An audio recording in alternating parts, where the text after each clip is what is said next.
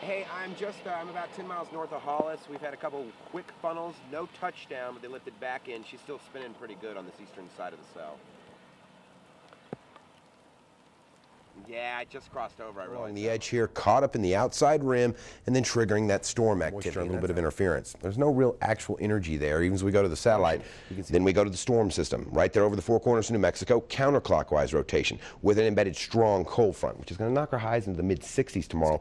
What's the first of several ingredients that's going to lead to a warming pattern over the next several days? First of all, high pressure off to the west of us, as well as the east. Now, if you notice, see, this is what we call steering flow, and it just kind of basically comes in here in the higher elevations, brings stuff towards us usually where storms and complex systems carry about 46 in Dumas. So not bad. Winds 10 to 15, few gusts up to 20 out there. That's from a surface low that developed in eastern New Mexico, southeast Colorado. I'm going to show you that in a second. But that's all it's going to do. Ramp up the winds overnight. We still have to factor in those winds, though. When you do that, it feels like 44 here. Wind chill of 39 in Tulia, 45 in Guyman, even 48 in Tucumcari. Chilly night if you're headed out to have some fun. It already feels like 31. It's actually 38. Humidity's gone up to 52. Winds out of the southeast. A little bit of moisture return, but not a lot. Dew point still at 22. Pressure still climbing, 30.20 now. Now, this morning, we were talking about freezing, and, well, sure enough, down in Dalhart, you got to 22 degrees now, moving up the eastern seaboard. And that's an issue because instead of 12 hours of normal rain, you wind up with 2 or 3 days where you have to get from really the south all the way to the north into this wraparound,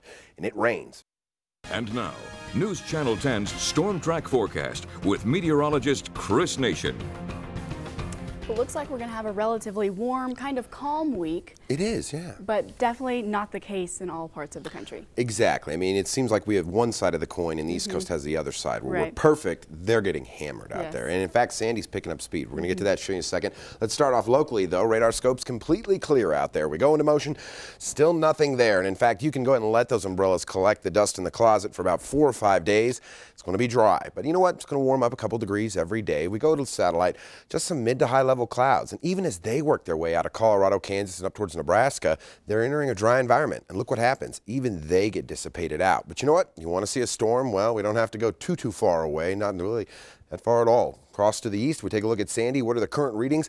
75-mile-an-hour sustained winds. Already seeing gusts of 92 miles an hour. We'll put it into motion for you. And this thing is picking up speed. In the last couple of hours, they're probably already going to have to move the projections for landfall to tomorrow night. Now, everybody's talking about Tuesday morning, but watch. The latest data's in with the hurricane hunters.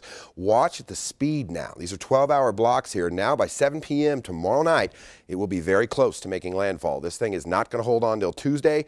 It's going to hit somewhere between Boston, Massachusetts, and New York with a 3 to 6 foot storm surge. And winds, well, 70 miles an hour, as we're seeing now 75.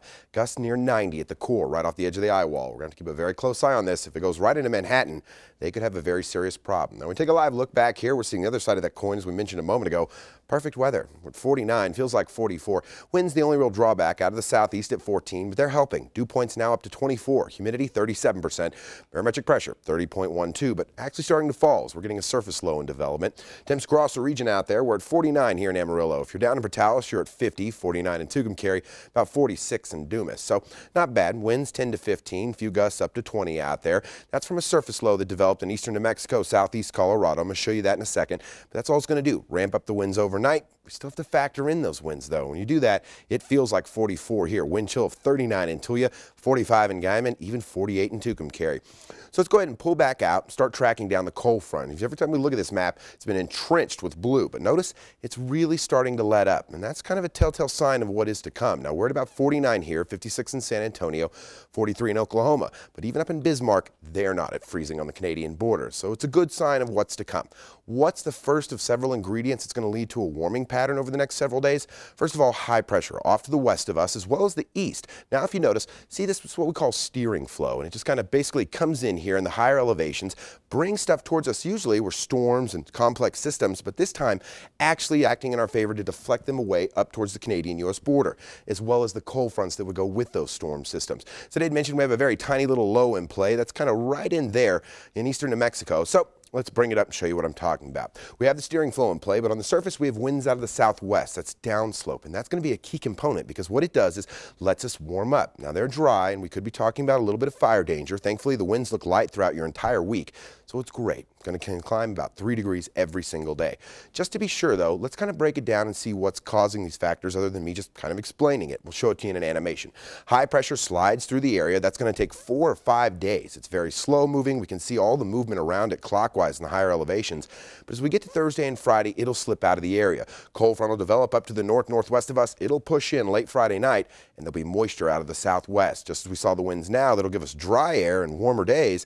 They'll help bring in some tropical moisture towards the weekend. So you need to have your umbrella ready by then, but you shouldn't need it throughout most of the week. Just to be sure I'm on target, though, we go to the micro track, we put it into motion. It's in 100% agreement with me. Shows not only no storms, it's not even showing any cloud cover in the next 36 hours. So we move on. Tonight, overnight low is 34. Mostly clear, chilly night. But good news is not to the freezing point. We won't actually get to 32. Winds southwest 10 to 15. Across the region, we're going to be in the 30s. Going to be close in a couple of spots. Places like Guyman, you're going to go to 33. Dalhart, you'll probably get to 32 at freezing. Tomorrow, warmer than today. We got to 64. We'll get to 69 tomorrow. Sunny skies all day long thanks to high pressure and steering flow. Across the area, upper 60s to the low 70s. Quick check of the next 7 days. Halloween looks absolutely perfect. A high of 74 degrees, very light winds, not a cloud in the sky. Anything you want to do, you should be able to do it. But by Friday, you need to have everything pretty much wrapped up. We're looking at mostly cloudy skies all day Saturday. I'll go 20% shot at storms now. Looks kind of like a rainy, cooler day, like fall weather. So. Lovely Halloween, maybe a little bit, I guess, of some stuff happening during the weekend. Not near as much stuff as we see happening on the East Coast. Exactly. And that storm system is so complex. The fact it's picked up speed does concern me. If Manhattan takes a direct strike, it could be a big deal. Hey, I'm about 10 miles north of Hollis. We've had a couple quick funnels, no touchdown, but they lifted back in. She's still spinning pretty good on this eastern side of the cell. Yeah, I just crossed over, I realized.